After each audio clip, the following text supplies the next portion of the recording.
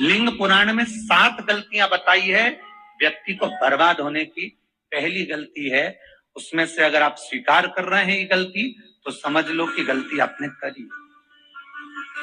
गंगा जल तो बुलवाया टैंकर भरकर, 21,000 बेलपत्र भी समर्पित कर रहे हो। आप मंदिर के अंदर बैठ गए, दर्शन करने वाला आता रहा, किसी को अंदर प्रवेश नहीं दिया।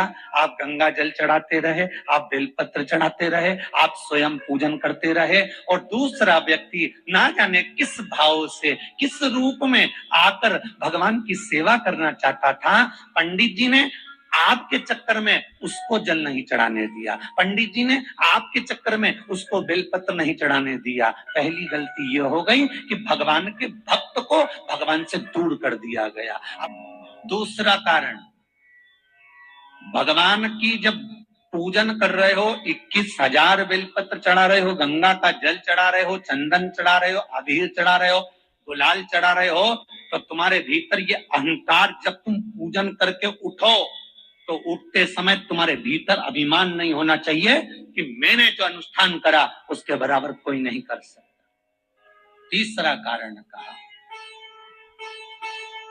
कि भगवान की सेवा तो आप कर रहे हो, भगवान की चाकरी में तो आप लगे हो, भगवान की आराधना भी कर रहे हो, दिया भी लगा रहे हो, धूप बत्ती भी लगा रहे हो, स्नान भी करा रहे हो, पंचामृत स्नान भी करा रहे हो, सारी पूजन अर्चना सब तुम कर रहे हो।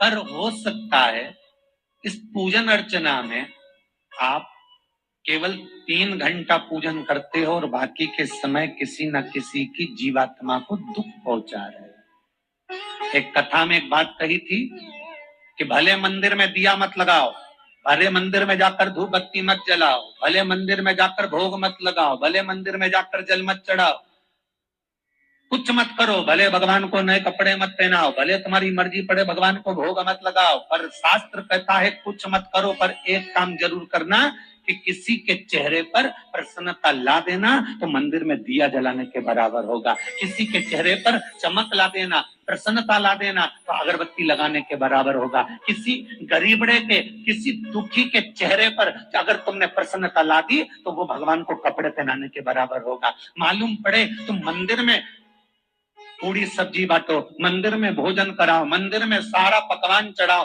और कोई तुम्हारे कारण अगर दुखी है तो तुम्हें वो सुख का भान नहीं हो सकता। तीसरा कारण है हम पाठ कर रहे हैं उसमें त्रुटि। उठा लीजिए दुर्गा सप्तशती। दुर्गा सप्तशती का हिंदी अनुवाद में थोड़ा सा दृष्टांत दिया है, आपको मालूम होगा।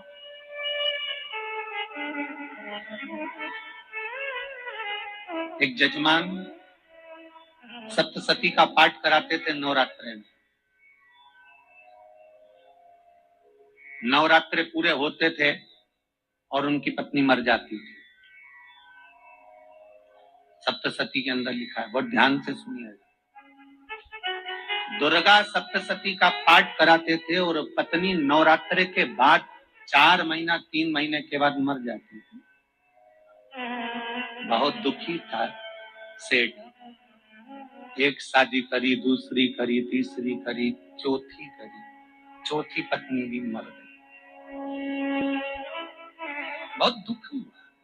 आज वो गुरुजी के पास चले गए, गुरुदेव, गुरुजी, गुरुदेव, गुरुदेव। गुरुजी बोले क्या हो गया? सेठ जी बहुत दिनों के बाद आ रहे हो, क्या बात है गुरुदेव? मेरे को एक बात समझ में नहीं आती कि मैं नवरात्रे में सप्तशती का पाठ कराता हूँ, देवी जी का यज्ञ करवाता हूँ, माता रानी को चुनर पहनाता हूँ, उनको सुंदर बिछुड़ी, पायल, चुनरी सब पहनाता हूँ, कन्याओं का भोजन करवाता हूँ, भंडारा करवाता हूँ, जवारे बोता हूँ, अखंड ज्योत लगाता हूँ, पर नवरात्रि जैसी पूरी होती है उसके 2 महीने 3 महीने बाद मेरी पत्नी क्यों मर जाती?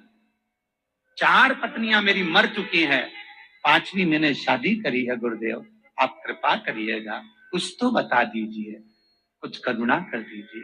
गुरुजी बोले जब तू सब कुछ अच्छा कर रहा है, ज्योत भी जला रहा है, कन्या भोज भी करा रहा है, चुनरी भी चढ़ा रहा है, भंडारा भी कर रहा है, ज्योत भी लगा रहा है, जवारे भी बो रहा है, माता रानी की सेवा भी कर रहा है, अखंड रात्रि व्रत कर रहा है, सब कुछ तूने करा, यज्ञ भी करा, फिर तेरी पत्नी क्यों मर सकती है? ऐसा हो ही नहीं सकता। नहीं गुरुदेव, मेरी 5वीं शादी है गुरुदेव, अब की बार आप कृपा करिए। गुरुजी ने कहा तेरे पंडित जी को अनुष्ठान पर बुला, मैं एक कमरे में बैठकर सुनूंगा सप्तशती का पाठ। गुरुजी अंदर के कमरे में जाकर बैठ गए, ब्राह्मण पाठ करना प्रारंभ करा और ब्राह्मण ने पाठ करना प्रारंभ करा। उसमें एक शब्द आ गया, भार्यंतु भक्षन्तु, भार्यंतु भक्षन्तु। उसमें बोलना था भय पीड़ा को, हे जगत जननी तू भक्षण कर जा। और ब्राह्मण बोलता था भार्या तू भक्षण, मेरी पत्नी को, मेरी भार्या को तू भक्षण कर दे। पंडित जी जैसे ही बोले, गुरु जी बाहर निकल कर आ गए। पंडित जी को रोका, रुकिए गुरुदेव, आप हर साल अनुष्ठान कर रहे हो जजमान के यहाँ और बोल देते भार्यंतु भक्षन्तु, हे देवी तू मेरी पत्नी को खा जा। तो माँ हर बार उस पत्नी को निगल जा। निवेदन, शब्द सुधार लीजिए, शब्द ठीक है,